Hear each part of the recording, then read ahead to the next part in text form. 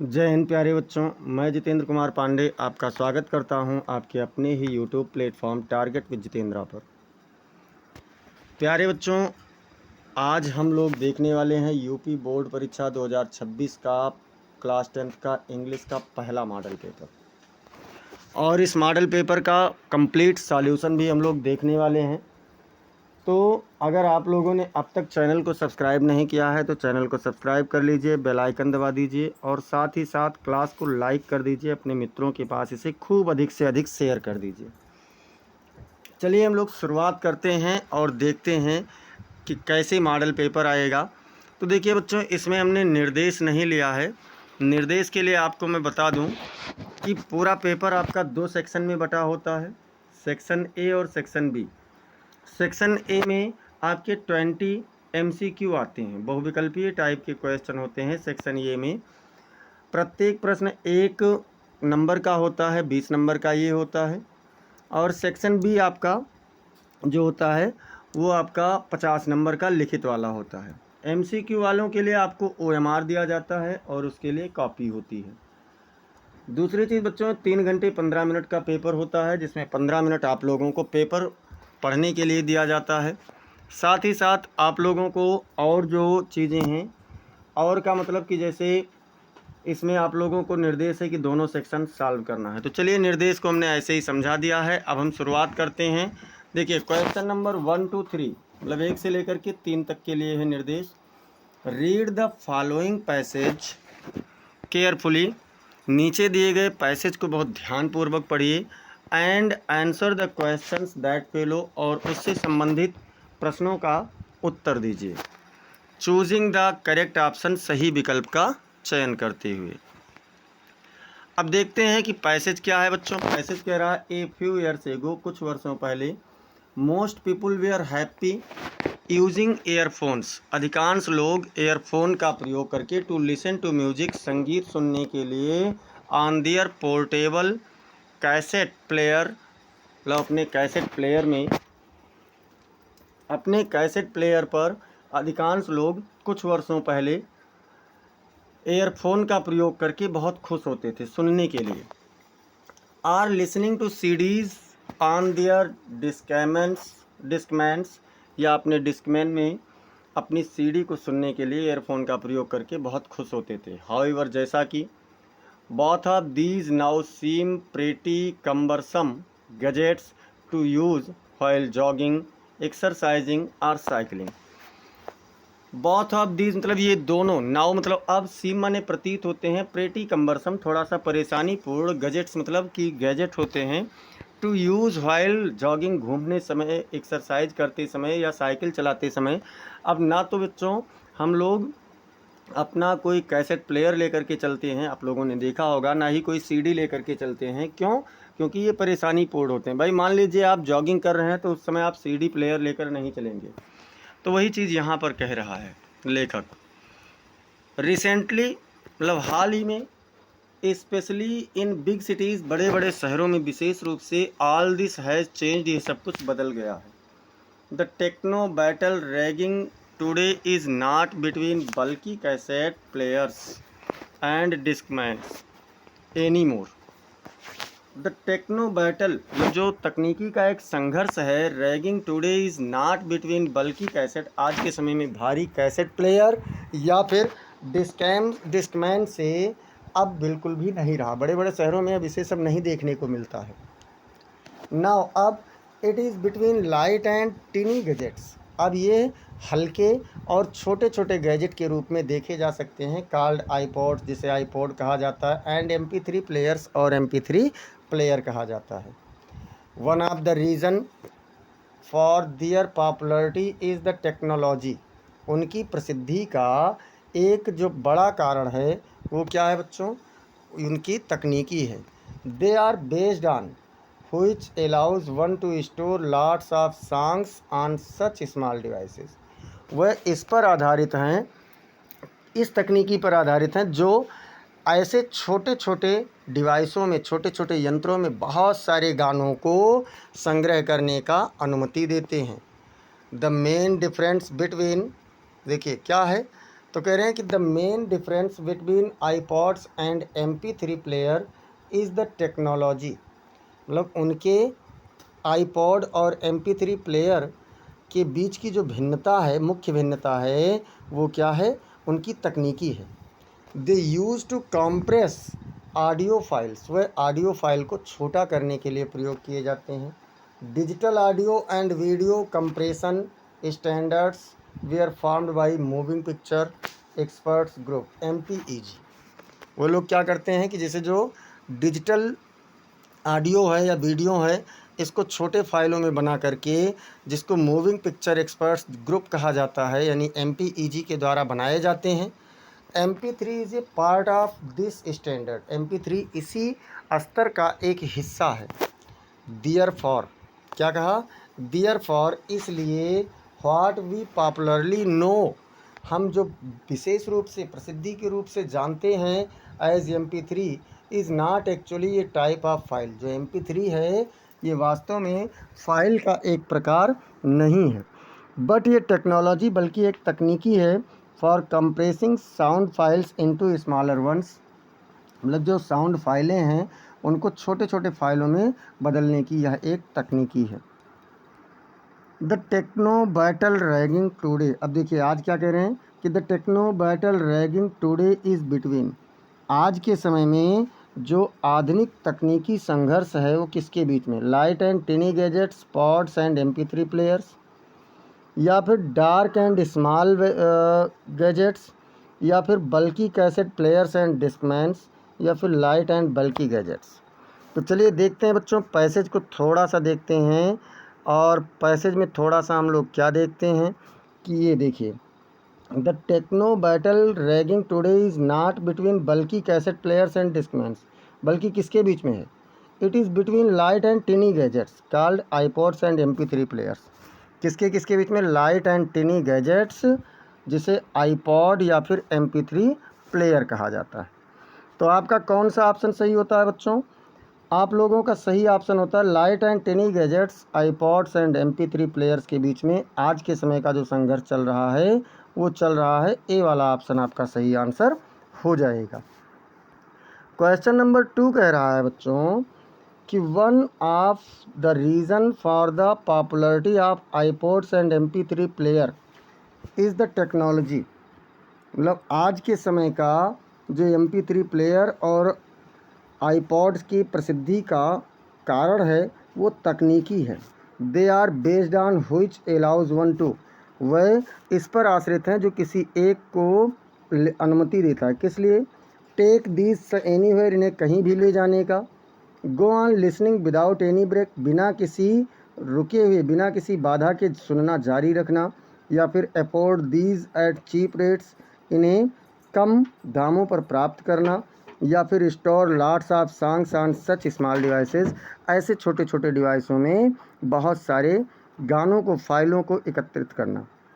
तो देखिए बच्चों, ये क्या कह रहे हैं, ये बिटवीन, मतलब इसके बीच में क्या है कि ये देखिए, ये सीधे कह रहे हैं कि एक मिनट, यहाँ पर हम लोगों ने पढ़ा था ये व्हिच अलाउज वन, किस लिए? To store lots of songs on such small devices. तो इसमें से आपका कौन ऑप्शन सही हो जाएगा बच्चों? दूसरे क्वेश्चन का, दूसरे क्वेश्चन का आंसर हो जाएगा आपका डी वाला सही विकल्प। कौन सा हो जाएगा? डी वाला सही विकल्प हो जाएगा बच्चों आप लोगों का सही आंसर। इसके बाद में क्वेश्चन नंबर 3 कह रहा है the word used in the passage for hand to handle of manage, मतलब हाथों से व्यवस्थित किए जाने के लिए जो शब्द प्रयोग किया गया है, बिकॉज, क्योंकि, ऑफ साइज और वेट इज़, मतलब आकार या भार के कारण वो कौन सा शब्द है? कौन सा शब्द है बच्चों? पॉन्डरस है, या बंगलसम है, या कम्बरसम है, या फिर क्लमसी है? तो बच्चों आप लोगों ने देखा है कम्बरसम कहा गया है, यानी भारी, जैसे जो परेशानी पूर्ण है उसके लिए कम्बरसम कहा गया है। तो सी वाला शब्द आप लोगों का सही आंसर, सी वाला विकल्प हो जाएगा। अब देखिए अगला निर्देश आप लोगों को क्या है। अगला निर्देश है बच्चों क्वेश्चन नंबर 4 to 8, यानी 4 से 8 तक। Choose the correct option to answer the following, आपको सही ऑप्शन चुनना है, उत्तर देने के लिए सही विकल्प का चयन करना है। और ये है क्या बच्चों? ये आप लोगों का ऑप्शनल क्वेश्चन है। तो कह रहे हैं कि द चीफ गेस्ट, ये गेस्ट होना चाहिए बच्चों, chief guest with his wife, मतलब जो मुख्य अतिथि था अपने पत्नी के साथ, हैज़ लेफ्ट मतलब चला गया, आर लिविंग जा रहे हैं, या हैव लेफ्ट यानी चले गए हैं, या फिर लेफ्ट होगा। क्या होगा बच्चों? तो देखिए द चीफ गेस्ट मतलब मुख्य अतिथि विद हिज वाइफ अपनी पत्नी के साथ, हैज़ आर लिविंग होगा। क्यों होगा? आर लिविंग इसलिए होगा क्योंकि जा रहे हैं, ये नहीं कहा जाता है कि चले गए हैं, मतलब जा रहे हैं। तो बी वाला विकल्प आपका बिल्कुल सही आंसर हो जाएगा। क्वेश्चन नंबर 5, क्वेश्चन नंबर 5 कह रहा है बच्चों कि I have been waiting here for, मैं यहाँ पर इंतज़ार कर रहा हूँ, ए लॉन्ग टाइम होगा, या फिर द लॉन्ग टाइम होगा, या एन लॉन्ग टाइम होगा, या नो आर्टिकल होगा। तो बच्चों यहाँ पर फॉर ये लॉन्ग टाइम ए का प्रयोग होगा, एन या द का प्रयोग नहीं किया जाएगा, यानी आपका बी वाला विकल्प सही आंसर इस प्रश्न के लिए हो जाएगा। क्वेश्चन नंबर 6 कह रहा है बच्चों, 6 वाले में देखिए थोड़ा सा कह रहे हैं कि I usually study in the library, मैं अक्सर क्या करता हूँ, पुस्तकालय में पढ़ता हूँ, फॉर एन आवर 1 घंटे तक, आफ्टर क्लास मतलब क्लास के बाद में, मैं लगभग 1 घंटे तक क्लास के बाद में अक्सर पुस्तकालय में पढ़ता हूँ।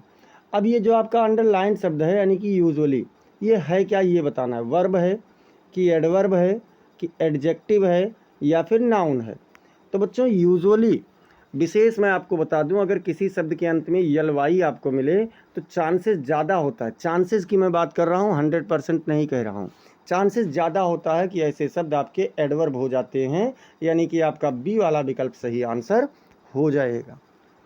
क्वेश्चन नंबर 7, क्वेश्चन नंबर 7 कह रहा है बच्चों, exercise for health good doing is, ये आपका क्या है बच्चों? ये आप लोगों का जम्बलिंग वर्ड वाले हैं, इनको एक सेंटेंस बनाना है। तो क्या होगा? Exercises doing is good for health, या फिर doing exercises is good for health, या फिर for health is good exercise doing, या फिर health is good for doing exercises.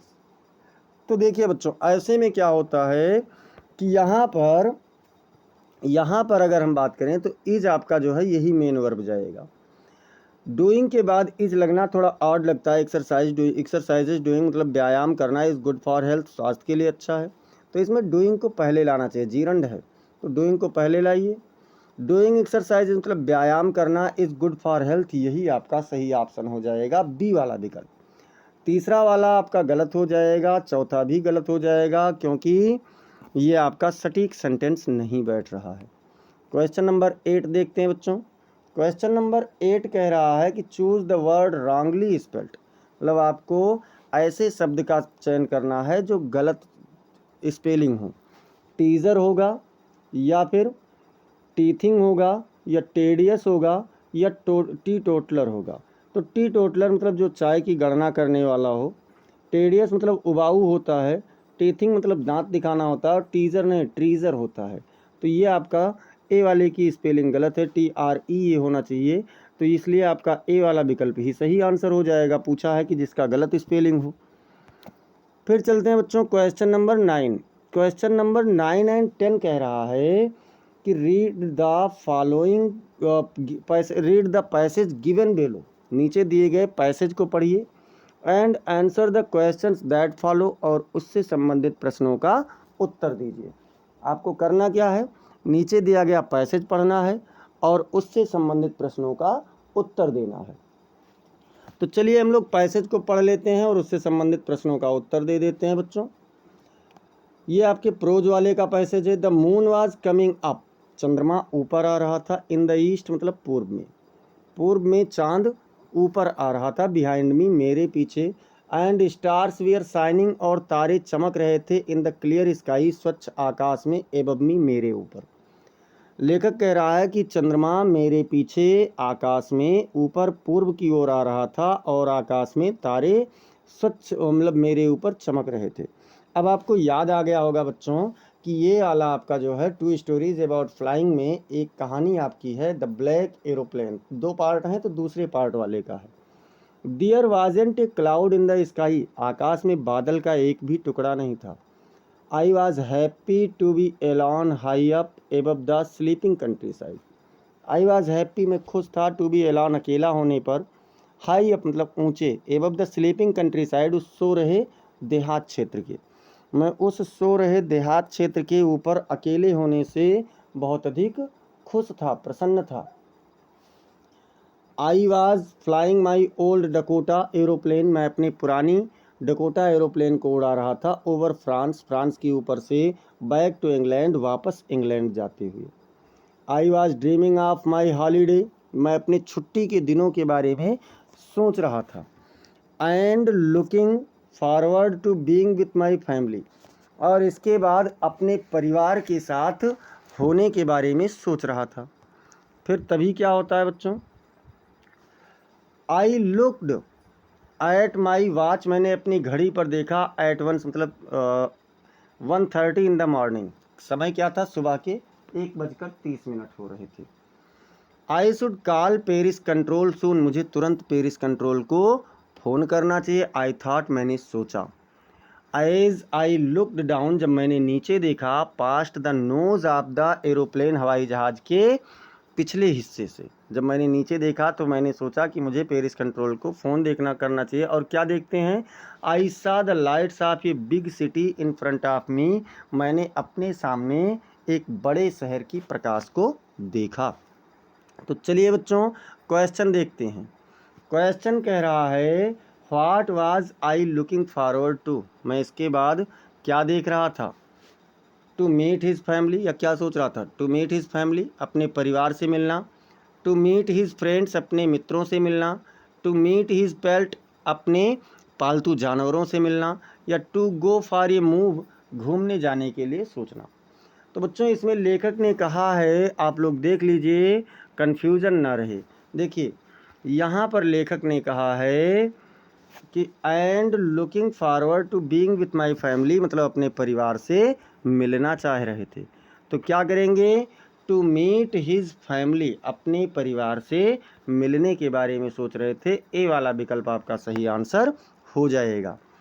Question number 10, question number 10 कह रहा है बच्चों whom did I decide to call, मैंने किसे फ़ोन करने का निर्णय लिया। तो लेखक ने किसे फ़ोन करने का निर्णय लिया था, इंग्लैंड कंट्रोल स्टेशन, या फिर पेरिस कंट्रोल स्टेशन, या फिर हिज फैमिली यानी अपने परिवार को, या हिज फ्रेंड्स अपने मित्रों को। तो बच्चों पेरिस कंट्रोल स्टेशन को लेखक ने फ़ोन करने का निर्णय लिया था, क्योंकि फ्रांस के ऊपर से उड़ रहे थे। बी वाला विकल्प आपका सही आंसर हो जाएगा। क्वेश्चन नंबर 11 to 13, मतलब 11 से लेकर 13 तक के लिए क्या कह रहा है, based on your understanding of the prose lessons, prose के पाठों पर आपकी समझ के आधार पर निर्धारित है। Choose the correct option to answer the following question, नीचे दिए गए प्रश्नों का उत्तर देने के लिए सही विकल्प का चयन कीजिए। चलिए भैया देख लेते हैं कि क्या कह रहा है। Lencho predicted the rain by looking at, Lencho ने वर्षा की भविष्यवाणी की, क्या देख करके, क्या देख करके किया था, द स्काई मतलब आकाश, या into the sky and clouds, आकाश में और बादलों को, या फिर क्लाउड्स मतलब बादलों को देख करके, या फिर the clouds in the north east, पूर्वोत्तर के बादलों को देख करके। तो बच्चों पूर्वोत्तर के बादलों को जब लेंचो ने देखा था तो उसने भविष्यवाणी किया था, अपनी पत्नी से कहा था कि शायद हमें अब कुछ बारिश मिल जाए, इसलिए आपका डी वाला विकल्प सही आंसर हो जाएगा। क्वेश्चन नंबर 12 कह रहा है, 12 नंबर कि any Franks birthday was not celebrated, any Frank का बर्थडे यानी जन्मदिन नहीं मनाया गया था, बिकॉज क्योंकि she was not feeling well, वह अच्छी महसूस नहीं कर रही थी, या फिर समवन डाइड, कोई मर गया था, या her grandmother couldn't attend it, उसकी दादी माँ इसे नहीं मना सकती, मतलब इसमें नहीं उपस्थित हो सकती थी, या फिर हर ग्रैंड मदर फेलिल, उसकी दादी माँ बीमार हो गई थी। तो बच्चों हुआ क्या था, उसकी दादी माँ बीमार हो गई थी, इसीलिए उसका वो जन्मदिन एकदम से बेकार सा चला गया था, यानी डी वाला विकल्प आपका सही आंसर हो जाएगा। क्वेश्चन नंबर 13 कह रहा है, 13 की बात हो रही है बच्चों कि द काइंड ऑफ फ्रीडम मतलब स्वतंत्रता का प्रकार the author wanted for his people, लेखक जो अपनी जनता के लिए चाहता था, वाज मतलब था। ये कौन से पार्ट से बच्चों? तो ये है नेल्सन मंडेला वाले पार्ट से। किस प्रकार की स्वतंत्रता लेखक चाहता था? To live a successful life, एक सफल जीवन जीना, या फिर to work as one liked, उस तरीके से कार्य करना जैसा कोई चाहे, या टू अर्न लिवलीहुड, जीविका कमाना, या फिर के लिए ऑप्शन बढ़ा दीजिए, मतलब क्वेश्चन तो याद ही है, to live life with dignity and self respect, मतलब स्वाभिमान और आत्मसम्मान के साथ जीवन जीना। तो बच्चों लेखक चाहता था कि उसकी जनता स्वाभिमान और आत्मसम्मान के साथ अपना जीवन जी सके, ऐसी स्वतंत्रता वो देना चाहता था अपनी जनता को। डी वाला विकल्प आपका सही आंसर हो जाएगा। क्वेश्चन नंबर 14 एंड 15, 14 एंड 15 के लिए कह रहा है रीड द फॉलोइंग एक्सट्रैक्ट, नीचे दिए गए अंश को पढ़िए, and answer the questions that follow, और उससे संबंधित प्रश्नों का उत्तर दीजिए। तो चलिए अंश को पढ़ लेते हैं, और ये पोयम का अंश है, हैज़ गिवन माई हार्ट, मेरे दिल को दिया है या मेरे हृदय को दिया है, ए चेंज ऑफ मूड, भावों का एक परिवर्तन, जिसने मेरे मन को भावों का एक परिवर्तन दे दिया है, बदल दिया है, and saved some part of a day I had rued, और मेरे दिन के एक कुछ हिस्सों को बचा लिया है जिसमें मैं बहुत ही दुखी था। रूड मतलब दुखी। अब देखते हैं क्या कह रहा है। द क्रो, कह रहे हैं कि the crow has changed the mood off the poet by, कौवे ने कवि के मन को, भावों को कैसे बदल दिया, क्या करके बदला? सिंगिंग ए सॉन्ग, एक गीत गा करके, या फिर फ्लाइंग अराउंड द पोएट, कवि के चारों ओर उड़ करके, या फिर shaking the snow from the tree, पेड़ से बर्फ़ को गिरा करके, हिला करके, या हिज मेलोडियस वॉइस, अपने क्या कहते हैं, अपने बहुत ही मधुर आवाज़ से। तो बच्चों कौवे ने क्या किया था, एक पेड़ से, हेमलॉक ट्री से उसने क्या किया था, बर्फ़ के कुछ टुकड़े गिराए थे, और जिससे लेखक का जो भाव था वो बदल गया था। ये आप लोगों का पोएम है डस्ट ऑफ स्नो से। और यहाँ पर देखते हैं क्या पूछ रहा है। The poet is trying to suggest that, कवि ये सुझाने का प्रयास कर रहा है कि small things bring big changes in life, छोटी छोटी चीज़ें जीवन में बहुत बड़ा परिवर्तन लाती हैं। या फिर the dust of snow is very useful, बर्फ़ का कण बहुत ही उपयोगी होता है। या फिर a crow is significant a bird, एक कौवा एक पक्षी का प्रतीक है। या फिर a hemlock tree has lot of importance, मतलब क्या बताने का प्रयास कर रहा है कि एक धतूरे का पेड़ बहुत ही महत्वपूर्ण होता है। तो बच्चों कवि बताने का प्रयास कर रहा है कि छोटी छोटी चीज़ें जीवन में बहुत बड़ा परिवर्तन ला सकती हैं। ए वाला विकल्प आपका सही आंसर हो जाएगा। इसके बाद में देखते हैं क्वेश्चन नंबर 16 टू 20, 16 से 20 तक। Based on your understanding of the lesson in the book footprints without feet, आप लोगों का एक बुक है, इसी में पार्ट 2 बुक का कह सकते हैं, फुटप्रिंट्स विदाउट फीट, जिसको हम लोग सप्लीमेंट्री रीडर के नाम से भी जानते हैं। तो उसकी समझ पर आधारित क्वेश्चंस हैं। तो कह रहे हैं choose the correct option to answer the following questions, नीचे दिए गए प्रश्नों का उत्तर देने के लिए सही विकल्प का चयन कीजिए। सही विकल्प का चयन करना है बेटा, तो चलिए कर देते हैं सही विकल्प का चयन कि क्या होता है। और देखते हैं पहला क्वेश्चन कह रहा है बच्चों कि Horace robbed a safe every year, Horace प्रतिवर्ष एक तिजोरी लूटता था। टू मतलब किस लिए लूटता था? बाई लग्जरी आइटम्स, मतलब सुख वैभव की वस्तुओं को खरीदने के लिए, या फिर buy rare and expensive books, दुर्लभ और महंगी किताबों को खरीदने के लिए, या meet his day to day needs, अपने दिन प्रतिदिन की आवश्यकताओं की पूर्ति के लिए, या फिर collect money to watch movies, फिल्म को देखने के लिए रुपए इकट्ठा करने के लिए। क्यों लूटता था बच्चों? तो होरेस डेनबी आपको याद होना चाहिए, एक लेसन है आप लोगों का सप्लीमेंट्री में, चौथा लेसन है, क्वेश्चन ऑफ ट्रस्ट उसका है। और ये महंगी और दुर्लभ किताबें खरीदने के लिए हर वर्ष एक तिजोरी लूटता था। बी वाला विकल्प आपका सही आंसर हो जाएगा। होरेस डेनबी जो था वो एक ताला बनाने वाला था, ताला और चाबियों का व्यापार करता था। क्वेश्चन नंबर 17 कह रहा है बच्चों, क्वेश्चन नंबर आपका जो 17 है ये कह रहा है कि Mrs Pumphrey is worried about Tricki's health therefore, मतलब मिसेज पंफ्रे ट्रिकी के स्वास्थ्य के बारे में चिंतित थी। देयर फॉर सी, इसलिए वह उन्होंने क्या किया, takes him to the vet, उसे पशु चिकित्सालय में ले गई, या फिर टेक्स हिम फॉर वॉक्स, उसे घुमाने के लिए ले जाती हैं, या ओवर फीड्स हिम, उसे अधिक खिलाती हैं, या फिर इम्प्लीमेंट्स द वेट्स एडवाइस, या फिर वो क्या करती हैं कि जो पशु चिकित्सक होता है उसके सुझावों को मानती हैं। तो क्या करती है बच्चों, वो उसे सबसे पहले तो ले जाती हैं पशु चिकित्सालय में। सुझाव तो मानती ही नहीं है, वो कहता है भोजन कम कराओ, और ये पता लगता है उसको दूध में हॉर्लिक्स देती हैं 1 कटोरा, उसको कुछ वाइन देती हैं, कुछ मीठी चीज़ें देती हैं, तो बिल्कुल सुझाव तो बिल्कुल नहीं मानती हैं। अब चलते हैं क्वेश्चन नंबर 18। क्वेश्चन नंबर 18 कह रहा है बच्चों, Hari wanted to win over the confidence of Anil.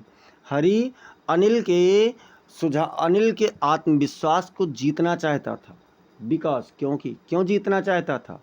He loved flattering people, वो लोगों की चापलूसी करना पसंद करता था।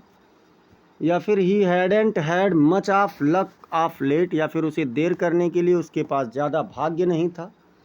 या फिर he loved watching wrestling match, वह वाचिंग रेसलिंग मैच देखना चाहता था। या फिर he was planning to cheat the young man, वह उस युवा व्यक्ति को धोखा देने का प्रयास कर रहा था।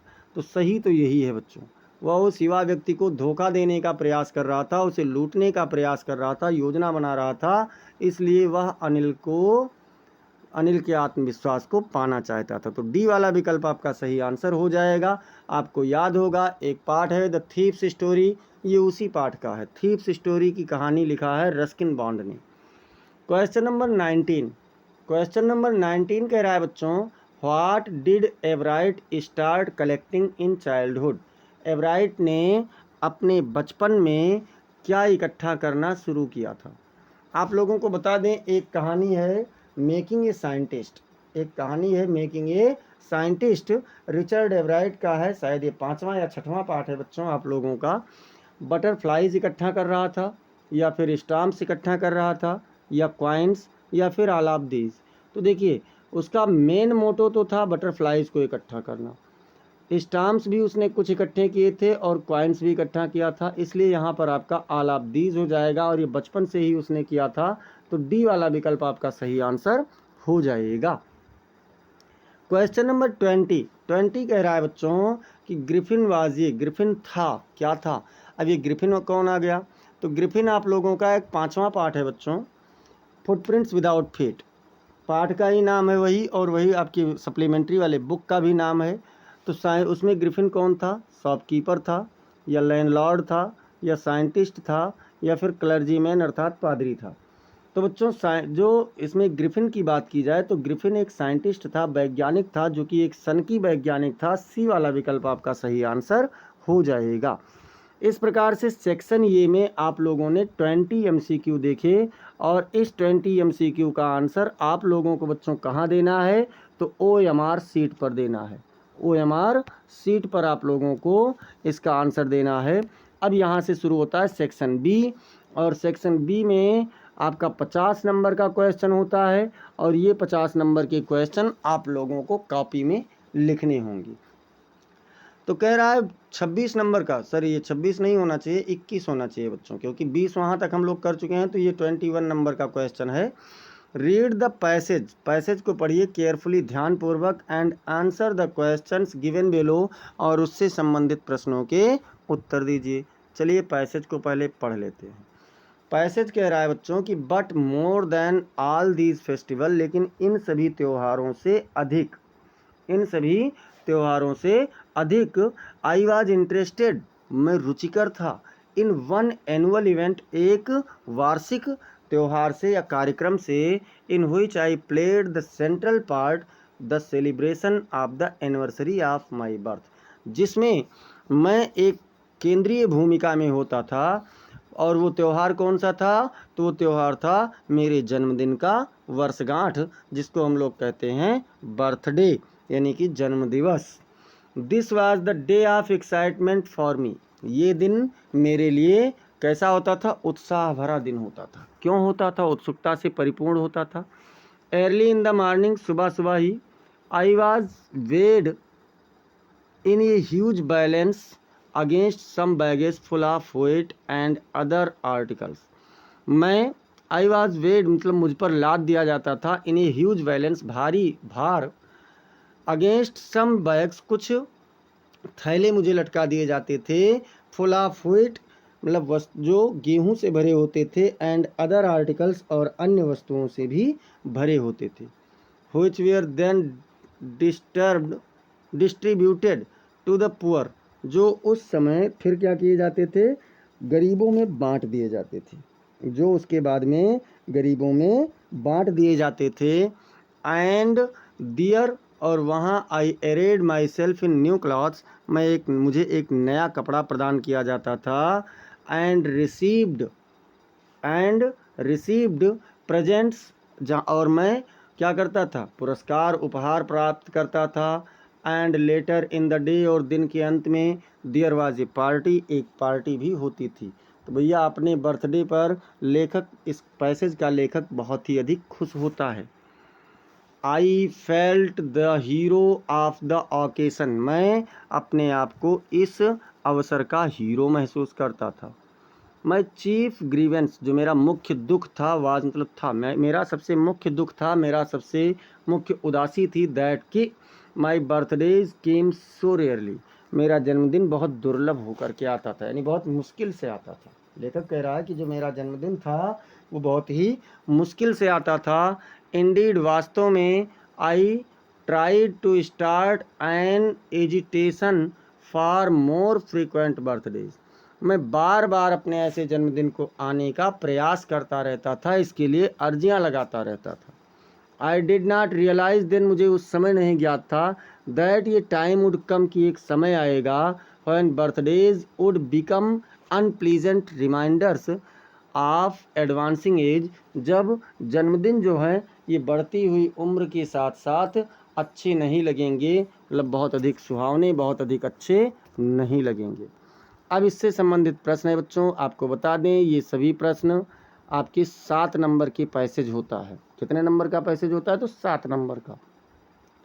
पहला पैसेज है, इन व्हिच इवेंट, किस घटना, कौन सी घटना में, वाज द राइटर इंटरेस्टेड, मतलब कौन से त्यौहार में, कौन से समय पर लेखक बहुत अधिक खुश होता था, रुचिकर होता था। Why was it a day, एक दिन ऐसा कौन सा था, ऑफ एक्साइटमेंट फॉर हिम, उसके लिए उत्सुकता का, मतलब उत्सुकता का यह एक दिन उसके लिए क्यों था। तो देखिए लेखक, the writer was interested in one annual event, लेखक एक वार्षिक दिन में बहुत अधिक उत्सुक होता था, रुचिकर होता था। इन व्हिच ही प्लेड, यहाँ बच्चों ही होना चाहिए, he played the central part, जिसमें वह मुख्य भूमिका अदा करता था। द सेलिब्रेशन, मतलब उस समारोह का वह मुख्य भूमिका होता था। This was the day of excitement for him, ये उसके लिए एक, यहाँ पर देखिए उसके लिए कैसा होता था, एक क्या कहते हैं, बहुत उत्सुकता भरा दिन होता था। बिकॉज, क्योंकि this was the anniversary of his birth, ये उसके जन्म का वर्षगांठ होता था। भैया उसके जन्म का वर्षगांठ होता था तो बहुत अधिक खुश होता था, बहुत ज़्यादा, हद से ज़्यादा वो खुशी महसूस करता था। तो ये 2 नंबर का क्वेश्चन था, ये भी आपका 2 नंबर का क्वेश्चन होगा बच्चों, 2 4 नंबर यहाँ से मिले। What was the main grievance of the writer, लेखक की मुख्य जो दुख था वो कौन सा था। और what did he not realise then, तब उसे उस समय क्या नहीं ज्ञात था। तो देखते हैं, the chief grievance of the writer was, लेखक का मुख्य दुख था, मुख्य दुख क्या था बच्चों, that his birthdays came so rarely, कि उसके जन्मदिन बहुत ही मुश्किल से आते थे। He did not realise then, तब उसे नहीं ज्ञात था, दैट ये टाइम वुड कम, कि एक समय आएगा, when birthdays would become unpleasant reminders of advancing age, जब जन्मदिन बढ़ती हुई उम्र के साथ साथ कोई भी सुहावना नहीं लगेंगे, प्रसन्नदायक नहीं होंगे। उस समय लेखक को ये चीज़ें बिल्कुल भी पता नहीं थी। 2 नंबर का वो भी हो गया। तीसरा क्वेश्चन इससे कह रहा है, how did the writer feel on the anniversary of his birth, लेखक अपने जन्मदिन के समय पर कैसा महसूस करता था, 2 नंबर का, तो भैया बहुत खुश होता था और उत्सुक होता था। तो क्या करेंगे, the writer felt very happy and excited on the anniversary of his birth. लेखक अपने जन्मदिवस की वर्षगांठ पर बहुत अधिक खुश और उत्सुक होता था। एक्साइटेड भी तो था, तो उत्सुक भी बहुत अधिक होता था। इसके बाद में बच्चों ये देखिए आपका कितने नंबर का हो गया, तो आप लोगों का हो गया 6 नंबर। अब इसके बाद में ये वाला 1 नंबर का हो रहा है। कह रहा है find out in the passage which is the opposite of earlier. आपको पैसेज में से उस शब्द को ढूंढना है जो एर्लियर का मतलब जल्दी जल्दी का अपोजिट हो। तो बच्चों रेयरली का प्रयोग किया गया है। एक शब्द है इसमें रेयरली मतलब दुर्लभ या मुश्किल से, तो आपका यहाँ पर रेयरली सही उत्तर हो जाएगा। और इस प्रकार से आप लोग पैसेज वाले में, अनसीन पैसेज वाले में क्वेश्चन नंबर 21 के तहत कितने देख चुके, तो इसमें आप लोगों ने देखा 7 नंबर का क्वेश्चन। अब इसके बाद में हम लोगों का जो अगला चलते हैं क्वेश्चन नंबर 22 पर। क्वेश्चन नंबर 21 कह रहा है बच्चों, सॉरी 22 कह रहा है answer any one of the following. किसी एक का आपको उत्तर देना है। ए नंबर पर है कि write an application to your principal. अपने प्रधानाचार्य को एक प्रार्थना पत्र लिखिए। To grant you 5 days leave. आपको 5 दिनों की छुट्टी देने के लिए। अच्छा 5 दिनों की छुट्टी क्यों चाहिए? To attend your sister's marriage. आपको अपनी बहन की शादी में सम्मिलित होना है। बच्चों हम लोग लगभग आधा पेपर कर चुके हैं। आप सभी लोग अगर अब तक क्लास को लाइक नहीं किए हैं तो लाइक कर दीजिए और ज़ोरदार तरीके से इसे आप लोग शेयर भी कर दीजिए। और चलिए एप्लीकेशन कैसे लिखा जाएगा इसका आंसर देखते हैं। तो आंसर में सबसे पहले आप लिख किसे रहे हैं, यहाँ देखते हैं टू द प्रिंसिपल मतलब प्रधानाचार्य, सेवा में प्रधानाचार्य महोदय, BHD inter college Dhanipur Gonda. जैसे देखिए आप यहाँ पर किसी भी विद्यालय का एड्रेस डाल सकते हैं, बशर्ते ध्यान ये रहे कि अगर मतलब आप लोग जिस भी विद्यालय से पेपर देने जाएंगे उस विद्यालय का नाम डालें तो और ज़्यादा बेटर है। तो क्या लिखा गया, BHD inter college Dhanipur Gonda. अब इसके बाद में देखते हैं बच्चों सब्जेक्ट इसमें डालना ज़रूरी है। सब्जेक्ट डाल दीजिए कि किस लिए लिख रहे हैं, तो ग्रांट फॉर लीव मतलब छुट्टी के लिए लिख रहे हैं। अब इसके बाद हम लोग पैटर्न आपका सही होना चाहिए। जिसे कहा गया सर यानी श्रीमान जी, रिस्पेक्टफुली आई हैव टू से, सम्मानपूर्वक मुझे कहना है। श्रीमान जी सम्मानपूर्वक मुझे कहना है that my cousin's marriage is to take place on the coming 12 August at Bhopal. कि मेरी चचेरी बहन की शादी भोपाल में 12 अगस्त को होने वाली है। I have to attend the marriage, मुझे इस शादी में जाना है। एज माई, देखिए यहाँ कजिन की जगह पर आप सिस्टर भी कर सकते हैं, कोई दिक्कत नहीं, कजिन्स की जगह पर सिस्टर्स भी कर सकते हैं। As my father is not in a position to do so, क्योंकि मेरे पिताजी ऐसा करने की स्थिति में नहीं हैं। अब क्या करेंगे, देखिए यहाँ पर थोड़ा सा मुझसे गलती हुआ।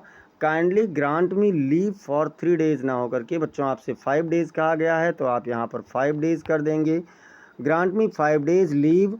अब फ्राम यहाँ पर आप 10th कर दीजिए। देखिए 10th टू 5 दिनों का कहा गया है तो 10, 11, 12, 13, 14, 10th टू 14 अगस्त। कितना, 10th टू 14 अगस्त मतलब आप मुझे 10 तारीख से 14 तारीख तक दे दीजिए छुट्टी 5 दिनों की। आई शैल बी हाईली ऑब्लाइज्ड, मैं आपका बहुत आभारी रहूँगा। उसके बाद में क्या करना है बच्चों, योर्स ओबीडेंटली आपका आज्ञाकारी शिष्य।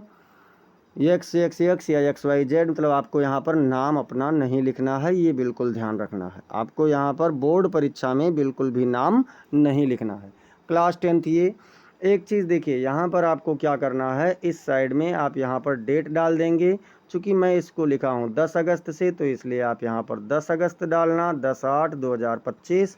बोर्ड पेपर में आप वो डेट डालेंगे जो उस दिन परीक्षा की डेट होगी, और उसी के अकॉर्डिंग आप घटा बढ़ा करके छुट्टी भी मांगेंगे, ये आपको ध्यान में रखना है। चलिए दूसरा कह रहा है बच्चों, इसमें से एक करना था, चाहे आप एप्लीकेशन लिखें चाहे write a letter to your father requesting him to allow you to go on an educational tour.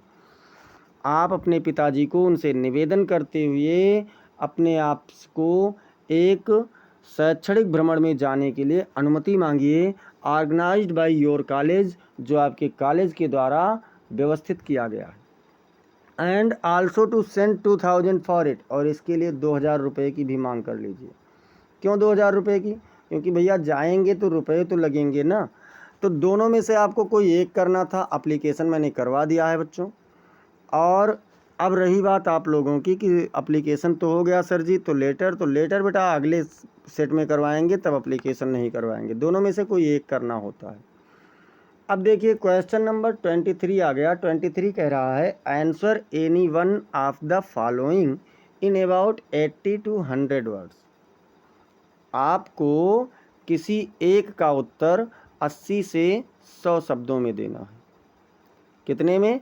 80 शब्द से लेकर के 100 शब्दों में आपको किसी एक का उत्तर देना है।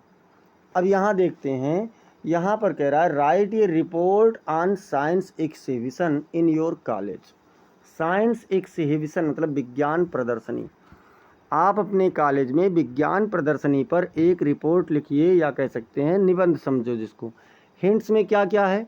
आपको डेट लिखना है, यानी तारीख कौन सी होगी। इनॉग्रेशन यानी उसका उद्घाटन समारोह कैसे हुआ, शुरुआत के साथ। मॉडल्स, उसमें कौन कौन से मॉडल आए थे।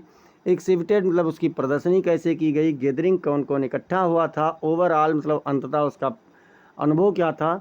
इम्प्रेशन एंड एक्सपीरियंस मतलब उसका प्रभाव क्या पड़ा और आपको उससे क्या अनुभव मिला। तो चलिए देखते हैं बच्चों। ऑन 5 मार्च मतलब 5 मार्च को आवर कॉलेज ऑर्गेनाइज्ड ये साइंस एक्सिबिशन। हमारे कॉलेज ने एक विज्ञान प्रदर्शनी आयोजित किया। मतलब क्या हुआ कि 5 मार्च को हमारे कॉलेज ने एक विज्ञान प्रदर्शनी आयोजित किया। शो केसिंग वेरियस प्रोजेक्ट, जिसमें विभिन्न प्रकार के प्रोजेक्ट दिखाए गए। And models made by students, और छात्रों के द्वारा बनाए हुए मॉडल्स उसमें दिखाए गए। द एक्सिबिशन, देखिए तारीख वाला हो गया। The exhibition was a huge success. ये प्रदर्शनी बहुत सफल रही। And attracted a large number of visitors including students, faculty members and parents. और इसने क्या किया कि बहुत सारी मात्रा में आगंतुकों को आकर्षित किया, जिसमें छात्र, वहाँ के सदस्य और माता पिता भी सम्मिलित थे। ऐसे लोगों को वहाँ पर आकर्षित किया। इसके बाद में क्या हुआ बच्चों? The exhibition was divided into different sections. मतलब ये जो प्रदर्शनी थी विभिन्न भागों में बटी हुई थी, अलग अलग भागों में बटी हुई थी। इंक्लूडिंग फिजिक्स, जिसमें भौतिक विज्ञान का भाग अलग था।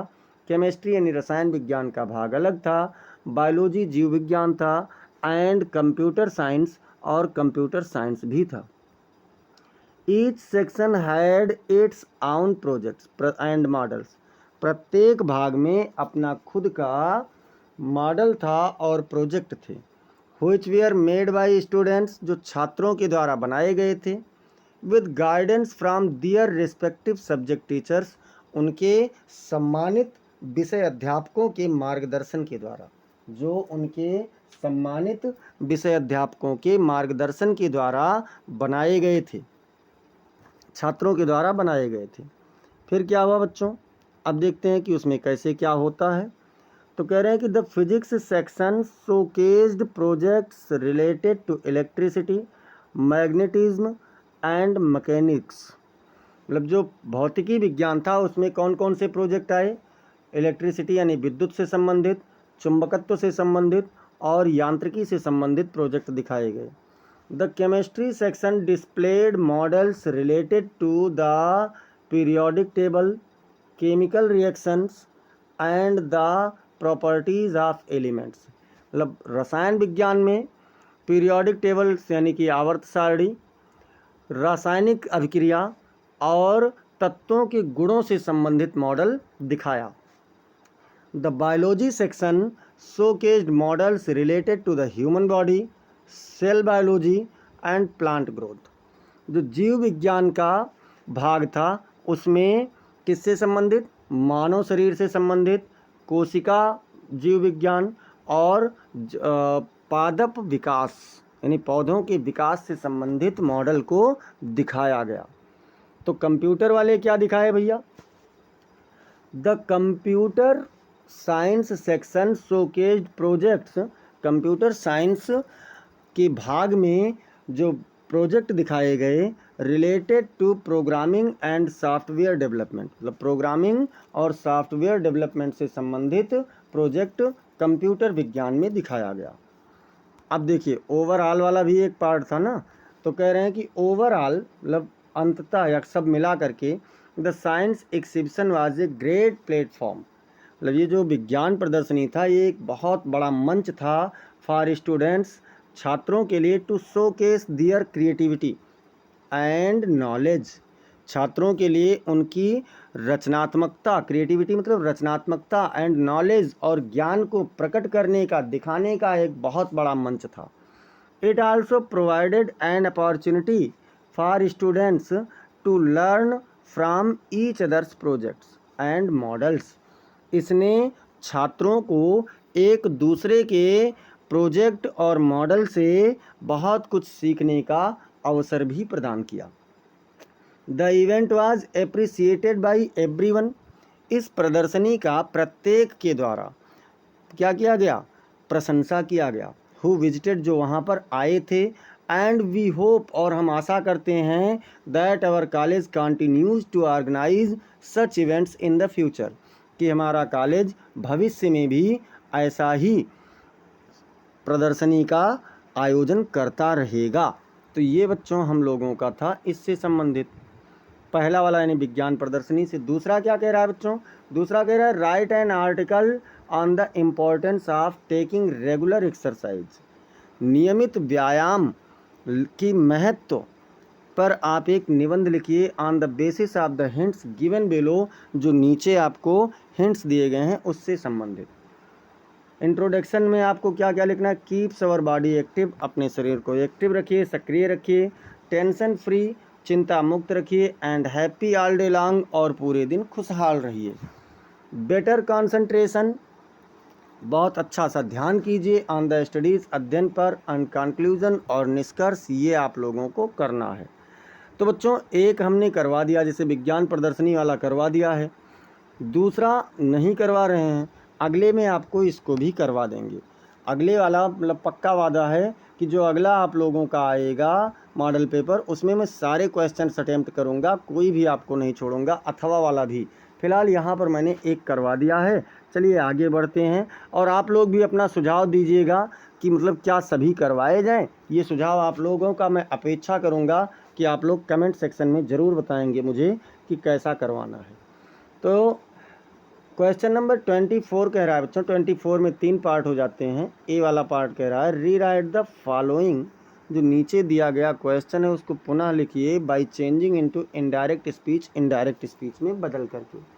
और मैं आपको बता दूं कि जो आपका इनडायरेक्ट स्पीच है बच्चों, ये डायरेक्ट और इनडायरेक्ट स्पीच चैनल पर पूरा पढ़ाया जा चुका है। अगर आप लोगों को कोई कन्फ्यूज़न है या अभी तक आप लोगों ने नहीं पढ़ा है तो उसे आप पढ़ लीजिए, प्लेलिस्ट बना हुआ है।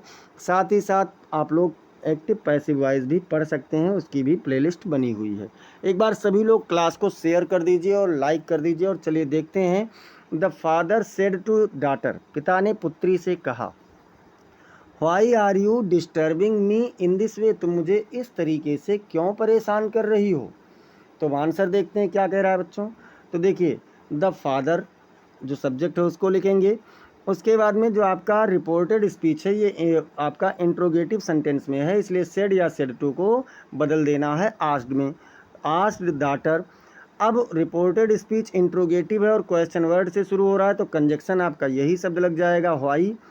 बाकी का आपका असर्टिव बनेगा, सब्जेक्ट पहले आएगा, यू सेकंड पर्सन का है, चेंजिंग होगा कहाँ से, तो डॉटर से, तो यहाँ पर सी हो जाएगा। और ये प्रेजेंट कंटिन्यूअस में है, ये वाला पास्ट टेंस में है, इसलिए प्रेजेंट का कंटिन्यूअस पास्ट कंटिन्यूअस में बदलेगा और क्या हो जाएगा, वाज हो जाएगा, डिस्टर्बिंग हो जाएगा। मी आपका फर्स्ट पर्सन का प्रोनाउन है, चेंजिंग होगा सब्जेक्ट से, तो यहाँ पर हिम हो जाएगा, फादर है तो हिम हो जाएगा, और दिस का दैट हो जाता है, वे हो जाता है। तो क्या बना बच्चों, the father asked daughter why she was disturbing him in that way, पिताजी ने पुत्री से पूछा कि वह उन्हें उस तरीके से क्यों परेशान कर रही थी।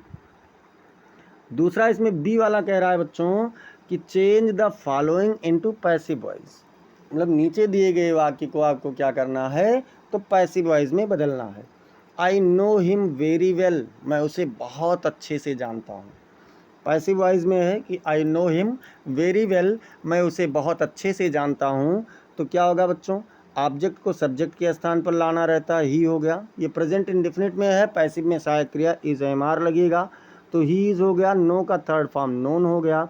और बता दें, ऐसे जनरली हम लोग टू के जगह पर बाई लगाते हैं और उसके बाद सब्जेक्ट लिख देते हैं इधर ला करके, लेकिन जब नो होता है तो नो के साथ में टू लगता है, और ये सब्जेक्ट आई जब इधर आएगा तो मी हो जाएगा। Know to me, known to me very well, he is known to me very well, वह मेरे द्वारा बहुत अच्छे से जाना जाता है। आपका आंसर हो गया। सी वाला कह रहा है बच्चों कि पंक्चुएट द फॉलोइंग, नीचे दिए गए वाक्य को पंक्चुएट कीजिए, अर्थात इसमें विराम चिन्हों का उचित प्रयोग कीजिए। कैसे करना है, तो चलिए देख लेते हैं कि कैसे करना है।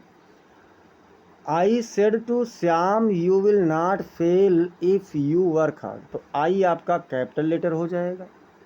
मैंने श्याम से कहा तुम फेल नहीं होगे यदि तुम कठिन परिश्रम करते हो, तो आई, उसके आई का कैपिटल हो गया। फिर सेड टू श्याम, देखिए प्रॉपर नाउन है और फर्स्ट लेटर कैपिटल लेटर हो जाएगा, तो आई सेड टू श्याम, उसके बाद कामा लगा दीजिए, इन्वर्टेड कामा लगा दीजिए, डायरेक्ट फॉर्म में लिखा हुआ है।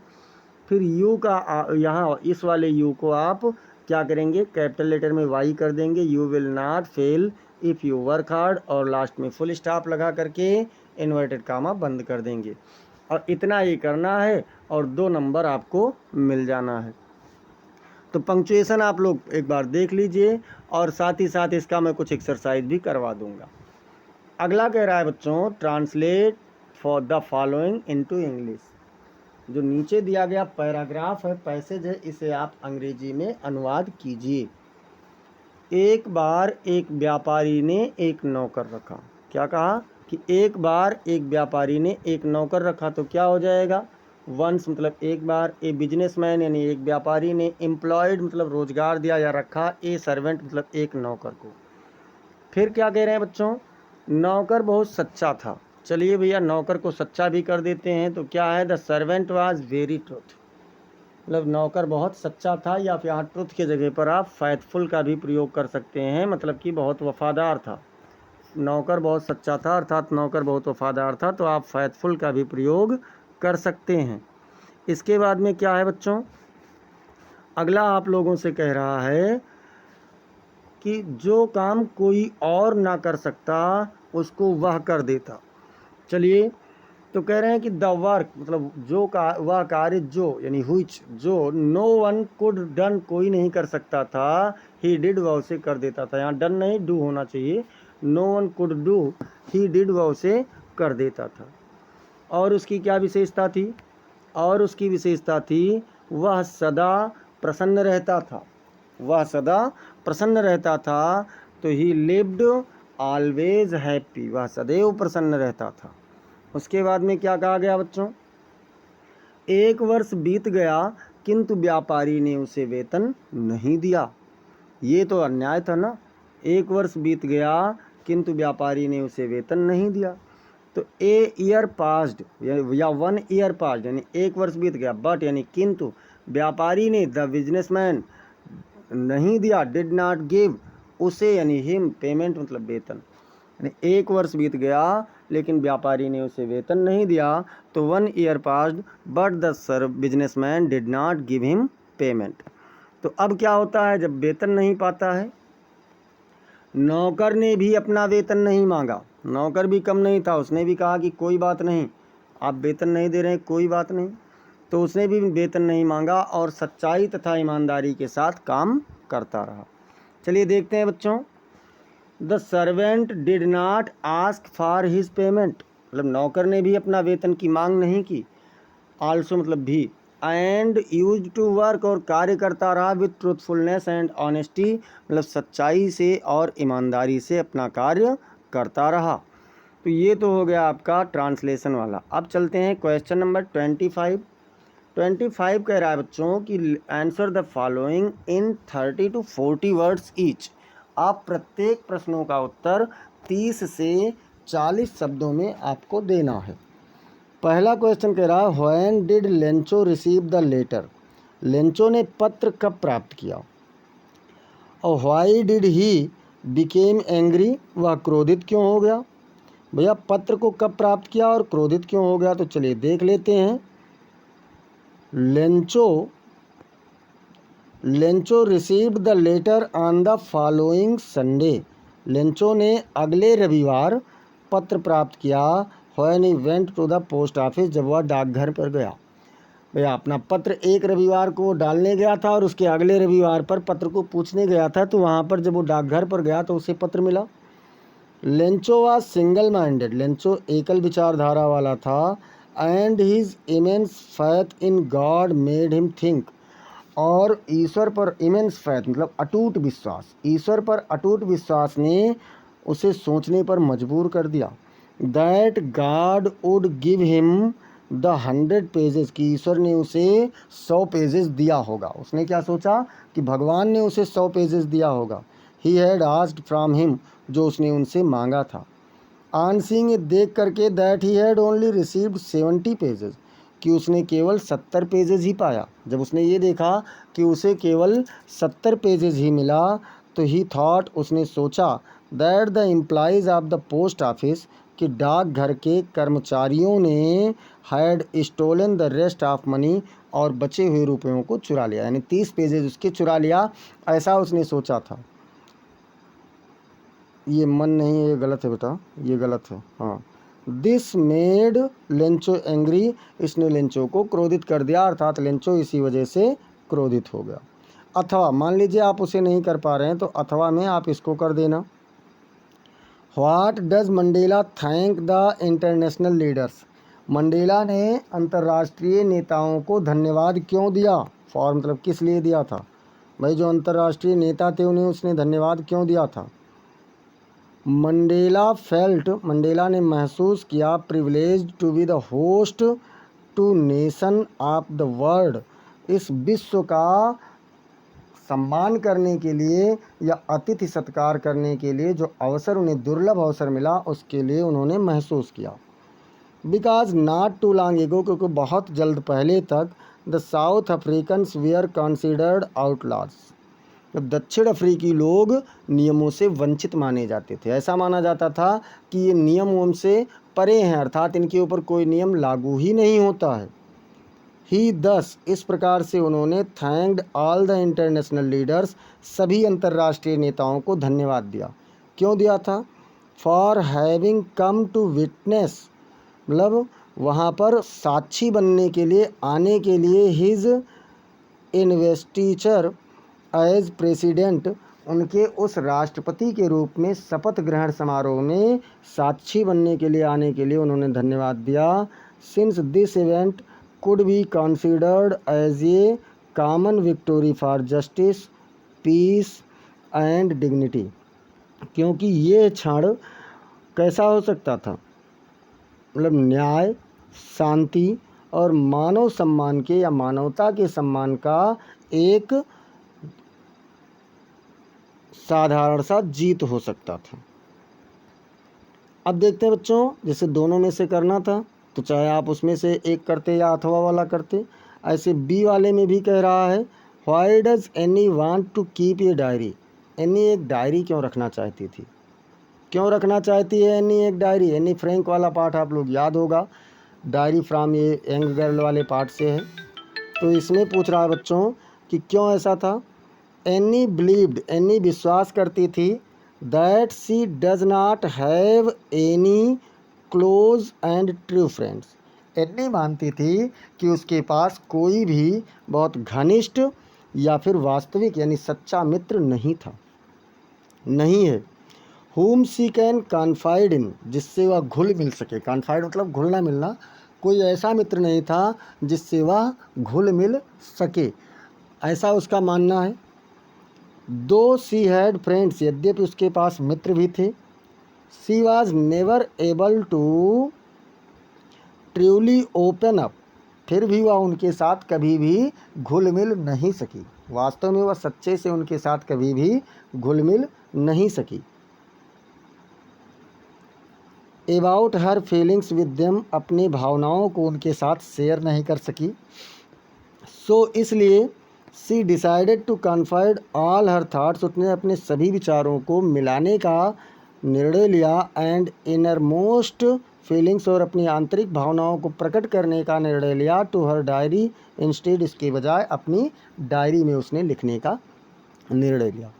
अब मान लो आप इसे नहीं लिख पाते हैं, तब क्या करेंगे? तो अथवा वाला आप लिख लीजिए कि why did the young seagull not want to fly with his parents, छोटा सीगल अपने माता पिता के पास साथ क्यों नहीं उड़ना चाहता था? अपने माता पिता के साथ वह क्यों नहीं उड़ना चाह रहा था या क्यों नहीं उड़ा? तो चलिए इसका भी आंसर देख लेते हैं बच्चों। The young seagull was terrible afraid of taking his first flight. The young seagull मतलब छोटा सीगल पक्षी, समुद्री पक्षी, वाज टेरिबल afraid मतलब बहुत अधिक डरा हुआ था, of taking his first flight, अपनी पहली उड़ान भरने से बहुत ज़्यादा डरा हुआ था। द लॉन्ग स्ट्रेच ऑफ सी, समुद्र का लंबा विस्तार, and it's depth frightened him, और इसकी गहराई ने, मतलब समुद्र का लंबा विस्तार और इसकी गहराई ने उसे डरा दिया था। दो, यहाँ थॉट नहीं दो होना चाहिए, दो his two brothers and sister VR flying with their parents, यद्यपि उसके दो भाई और उसकी बहन उसके माता पिता के साथ उड़ रहे थे। The young seagull preferred to stay alone on his ledge, फिर भी उस छोटे सीगल ने उस चट्टान पर अकेले रुकने का या चुना या अकेले ठहरना चाहा। He could not gather courage to fly with his family, वह अपने परिवार के साथ उड़ने का साहस नहीं कर सका। इस दोनों में से किसी एक को करना था बच्चों। इसके बाद में आंसर नंबर 26 आपसे कह रहा है, question number 26, answer any one of the following in about 60 words, किसी भी एक प्रश्न का उत्तर आप 60 शब्दों में दीजिए। मतलब किसी एक प्रश्न का उत्तर आपको कितने शब्दों में देना है? तो 60 शब्दों में देना है बच्चों। कैसे? What was the writer say about Coorg and it's people, लेखक ने कुर्ग और इसके लोगों के बारे में क्या कहा? देखिए ध्यान रखिए, ये आप लोगों का एक पार्ट है ग्लिम्पसेस ऑफ इंडिया, और उसमें आपका सेकंड पार्ट है कुर्ग वाला। पहला पार्ट है पहला पार्ट आप लोगों का है बेकर फ्रॉम गोवा, दूसरा है कुर्ग, और तीसरा है टी फ्रॉम आसाम। तो ये उसी का है बच्चों। तो चलिए आंसर इसका देखते हैं। आंसर क्या कह रहा है? द राइटर सेज, लेखक कहता है, that the people of Coorg are independent and brave, कि कुर्ग के लोग स्वतंत्र हैं, इंडिपेंडेंट मतलब स्वतंत्र हैं, एंड ब्रेव और बहादुर हैं। दे आर ऑफ ग्रीक और अरेबिक डिसेंट, वह यूनान से या फिर अरब से आए हुए हैं। अकॉर्डिंग टू ए स्टोरी, एक कहानी के अनुसार, a part of Alexander's army, Alexander की सेना का एक हिस्सा डिड नॉट रिटर्न, लौटा नहीं, एंड वाज सेटल्ड दियर, और वहीं पर वो व्यवस्थित हो गया था। मतलब ऐसा एक कहानी बताती है कि अलेक्जेंडर की एक सेना की एक टुकड़ी लौटी नहीं, यानी सिकंदर, अलेक्जेंडर मतलब सिकंदर की सेना की एक टुकड़ी लौटी नहीं और वहीं पर व्यवस्थित हो गई थी। The Coorg regiment is one of the most decorated in the Indian army, जो कुर्ग रेजिमेंट है वो भारतीय सेना में, या कुर्ग सैन्य टुकड़ी भारतीय सेना में एक सबसे अधिक सुसज्जित सैन्य टुकड़ी मानी जाती है। The author also talks and explains about the dress, लेखक उनके बातों को और उनके पोशाक के बारे में भी व्याख्या करता है। दैट कि they were just like the Arabs नॉन कूफिया, कि वह अरब के लोगों जैसे कूफिया वाला पोशाक पहनते हैं। और साथ साथ क्या करते हैं? Coorg is a proud race of martial men and women, Coorg में एक मार्शियल मतलब लड़ाकू, और तो कुर्ग में कैसे एक महिलाओं और पुरुषों की गर्वित जाति रहती है जो लड़ाकू जातियाँ होती हैं। They have a tradition of hospitality, उनके पास सभ्यता की एक परंपरा है। They enjoy recounting numerous tales of valour of their sons and fathers, वह अपने पुत्रों और पिताओं के वीरता की बहुत सारी असंख्य कहानियों को सुन करके पढ़ करके उसका आनंद लेते हैं। अब चलते हैं बच्चों, अगर मान लीजिए आप उसे नहीं कर पा रहे हैं तो बी वाला कर देना। बी वाले में कह रहा है give a brief sketch of Anne Frank, Anne Frank का एक संक्षिप्त चरित्र चित्रण कीजिए। Highlighting the contradictions and conflicts, उसके विरोधों और भावनाओं को प्रदर्शित करते हुए she faced in her short life, जो उसने अपने छोटे से जीवन में व्यतीत किया, सामना किया। तो देखते हैं बच्चों, Anne Frank was a very sensitive, Anne Frank बहुत ही भावात्मक या भावनात्मक लड़की थी। शार्प एंड मेच्योर गर्ल, तेज और परिपक्व लड़की थी। आप 13 साल की थी, भावनात्मक थी, तेज तर्रार थी और परिपक्व लड़की थी। एक्चुअली वास्तव में अनप्लीजेंट सर्कमटेंसेस, जो मतलब कह सकते हैं कि दुखद परिस्थितियाँ, सी वाज लिविंग इन, जिसमें वह रह रही थी, मेड हर मिच्योर, उसे परिपक्व बना दिया था। And wise beyond her years, और उसे उसकी सीमा मतलब वर्षों से भी अधिक परिपक्व और क्या किया था, बुद्धिमान बना दिया था। Being a few she was constantly, मतलब कुछ ना होते हुए भी वह निरंतर रूप से हाउंडेड बाय द नाजीज, मतलब नाजीवाद से डरी हुई थी। She was living in terrible times, वह एक बहुत ही खतरनाक समय में रह रही थी। कहाँ पैदा हुई थी? बॉर्न इन जर्मनी, जर्मनी में पैदा हुई।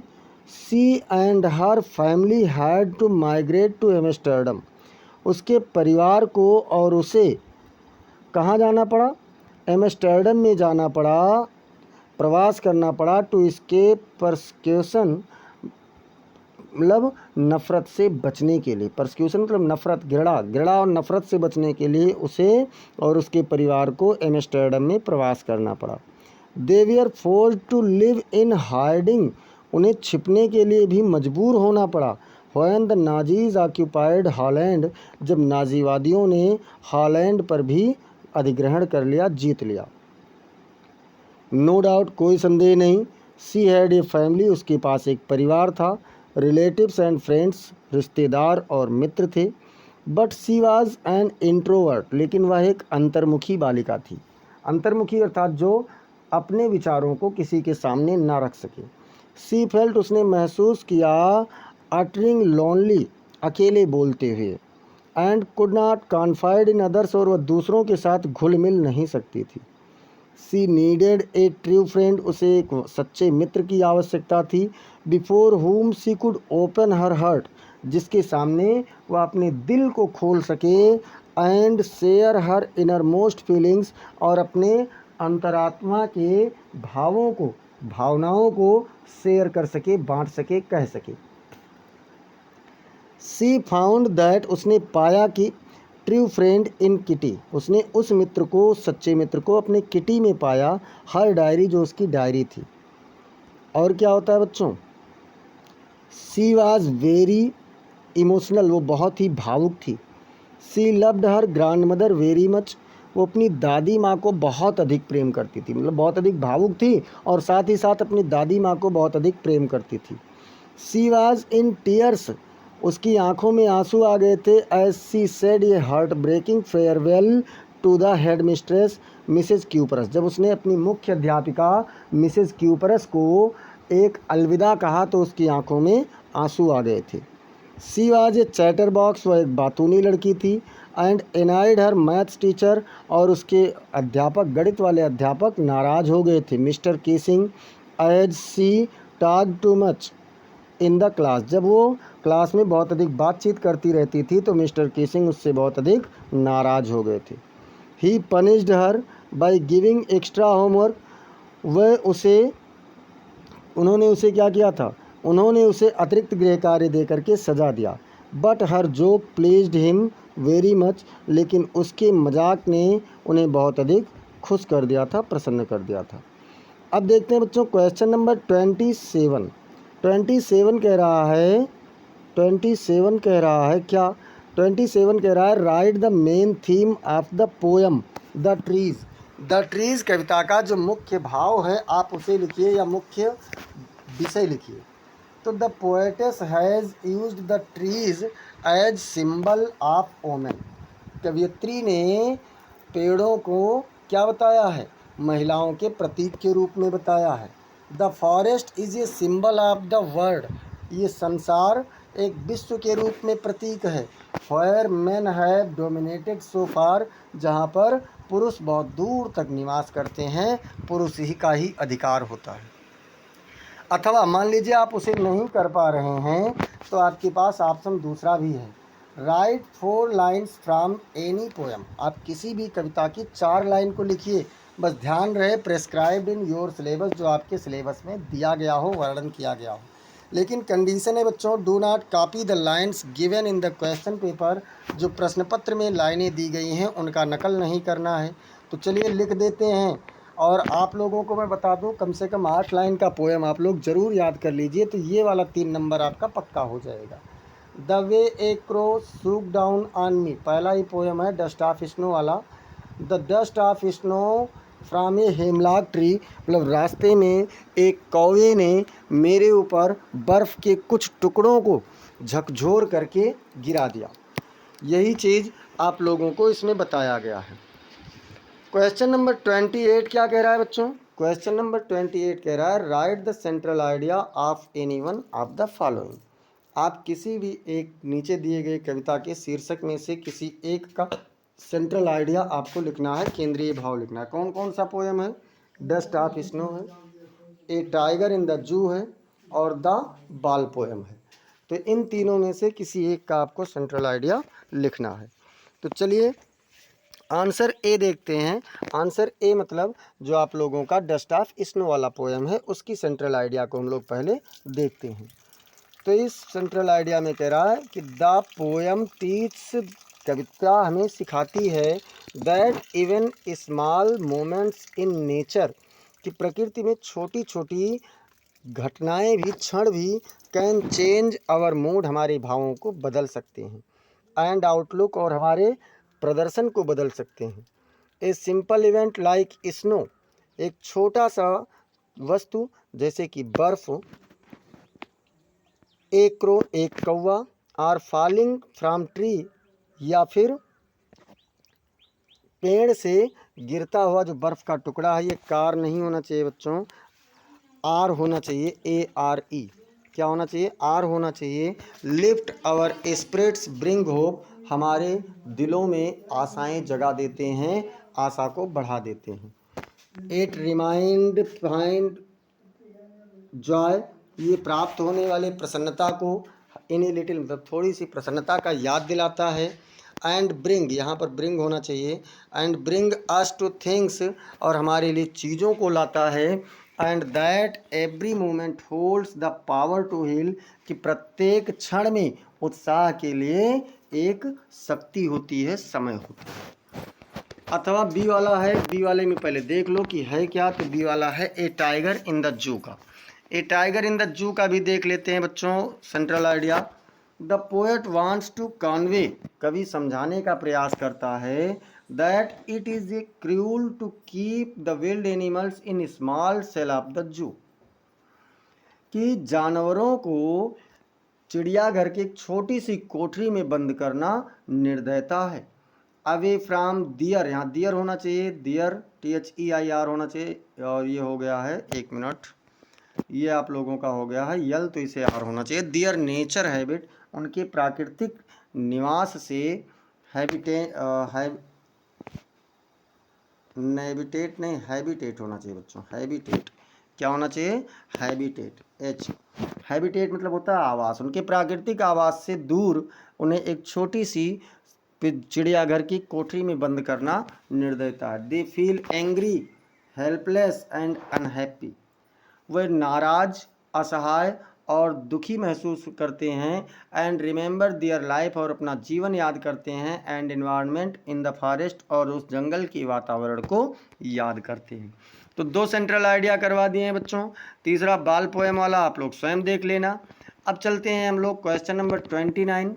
क्वेश्चन नंबर 29 कह रहा है answer any one of the following in about 30 to 40 words. आप नीचे में से किसी एक का भी उत्तर 30 से 40 शब्दों में आपको देना है। कितने शब्दों में बच्चों? तो 30 से 40 शब्दों में। कह रहे हैं कि how did Griffin save himself from Mrs Hall. Griffin ने अपने आप को श्रीमती हॉल से कैसे बचाया। मिसेज हॉल जो है बच्चों और ग्रिफिन जो है ये आपका फुटप्रिंट्स विदाउट फीट वाले टॉपिक का चैप्टर का है। तो टू सेव हिमसेल्फ अपने आप को बचाने के लिए ही टुक ऑफ हिज क्लॉथ्स उसने अपने कपड़े उतार दिए, एंड बिकेम इनविजिबल और अदृश्य हो गया, before people could find him इससे पहले कि लोग उसे पकड़ सकते उसने क्या किया, अपने कपड़े उतार दिए और अदृश्य हो गया। यही तो कहानी है। उसने कुछ दुर्लभ दवाइयाँ खा ली थी जिससे वह अपने कपड़े उतार देने पर अदृश्य हो जाता था। तो वही चीज़ें यहाँ पर बताई गई हैं। अगला देखते हैं। अगर आप ए वाला नहीं कर पा रहे हैं तो बी वाला कर देना। डज अनिल रियलाइज क्या अनिल को पता चलता है that he has been robbed कि उसे लूट लिया गया था। तो देखते हैं he overlooks Hari Singh's theft वह हरी सिंह की पूरी चोरी को देखता है। He does not give much importance to money वह रुपयों को बहुत अधिक ध्यान महत्व तो नहीं देता है। ही कम्स टू नो उसे पता चलता है that he has been robbed कि वह लूट लिया जाता है। क्वेश्चन नंबर 30 कह रहा है बच्चों answer any one of the following in about 60 words. किसी भी एक प्रश्न का उत्तर आपको 60 शब्दों में देना है। What role did the non existent balcony play in the story the midnight visitor. Midnight visitor वाली कहानी में जो वहाँ पर उपस्थित नहीं होता है यानी कि जो बालकनी होता ही नहीं है उस कहानी का क्या अर्थ है, क्या भूमिका है, देखते हैं। इनफैक्ट वास्तव में there was no balcony outside the room of आसिबल।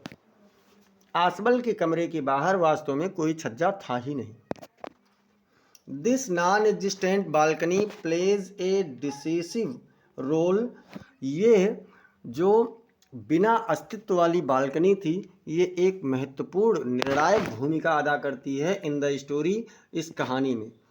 Max believes Ausable's made up story of the balcony. Max Ausable के उस बनावटी बालकनी यानी छज्जे वाली कहानी का विश्वास कर लेता है।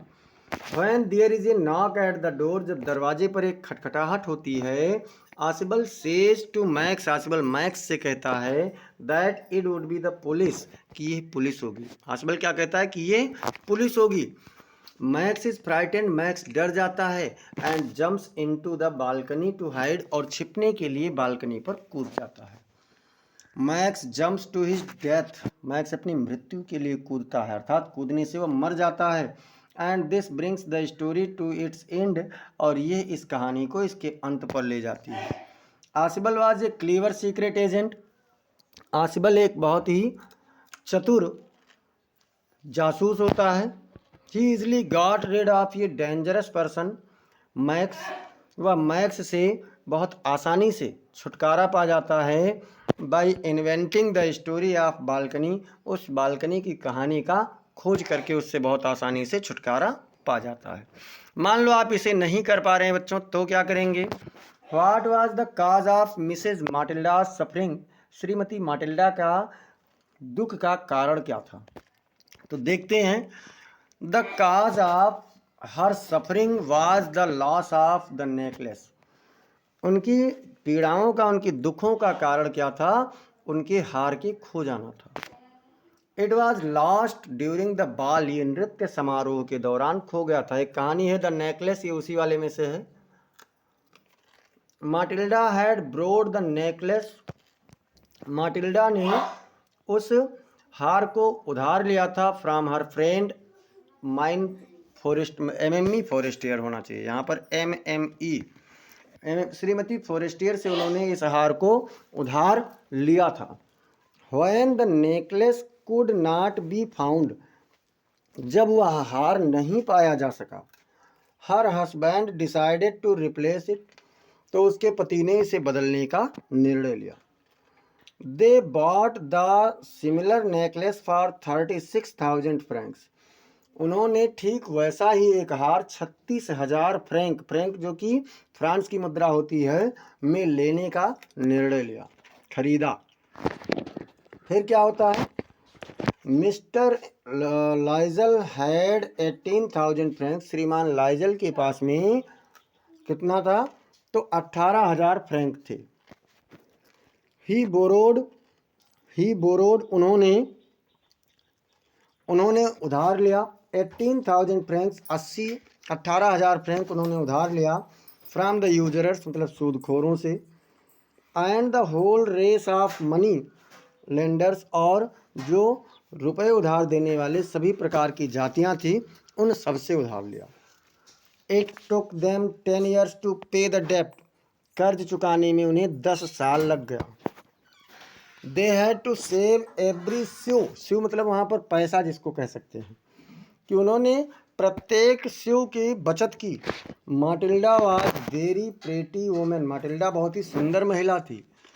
शी वाज ड्रीमी एंड एम्बिटियस, वह सपना देखने वाली थी और अपने भावों को बहुत अधिक प्रकट, अपने आप को प्रत्यक्ष करने की महत्वाकांक्षा वाली थी। Her dream to be loved and known by the rich, अमीरों के द्वारा प्रेम किया जाना और प्रसिद्ध होने का उसका जो स्वप्न था, caused a great suffering to Matilda, Matilda के लिए एक सबसे बड़े दुख का कारण बना। तो बच्चों, इस प्रकार से आज हम लोगों ने इस संपूर्ण मॉडल पेपर का विश्लेषण किया, सॉल्व किया। आप लोग ऐसे ही और इम्पोर्टेंट क्लासेस को पाने के लिए चैनल को सब्सक्राइब कर लीजिए अगर अब तक नहीं किए हुए हैं। साथ ही साथ बेल आइकन दबाना मत भूलिए, जिससे आपको सभी अपडेट्स मिलती रहें। क्लास को लाइक कर दीजिए, इसे आप अपने मित्रों के पास में शेयर कीजिए, और कमेंट सेक्शन में आप ज़रूर बताएं कि जो चीज़ें इसमें छोड़ी गई हैं क्या वह सब भी कराई जाएं, या आपको क्लास कैसे लगा। अगर कोई सुझाव है तो उसे भी आप लोग ज़रूर बताएं। मिलते हैं फिर अगली क्लास में, तब तक के लिए जय हिंद, जय भारत।